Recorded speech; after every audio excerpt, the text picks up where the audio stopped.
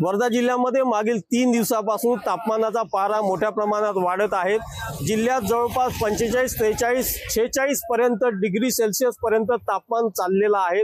या तापमानामुळे नागरिक सुद्धा मोठ्या प्रमाणात हैराण झालेले आहेत। मोठ्या प्रमाणात उकाडा जाणवत आहे। आपण ज्या ठिकाणी सध्या उभा आहोत हा मुख्य बाजारपेठेचा रस्ता आहे। या ठिकाणची वर्दळ यावेळेस मोठ्या प्रमाणात असते, परंतु तापमानामुळे तुरळकच वर्दळ आपण रस्त्यावर बघू शकत आहोत। मोठ्या प्रमाणात जिल्ह्याचं तापमान आहे, त्यामुळे प्रशासनाने सुद्धा नागरिकांना योग्य ती खबरदारी घ्यावी असे आवाहन केलेले आहे। घराच्या बाहेर पडताना पाण्याची बॉटल असेल, स्कार्फ असेल अशा वस्तू सोबत घेऊन जाव्या।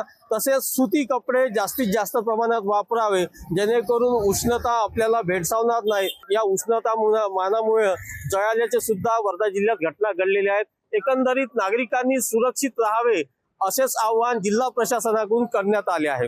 प्रमोद पानगुडे, जय महाराष्ट्र वृत्तवाहिनी, वर्धा।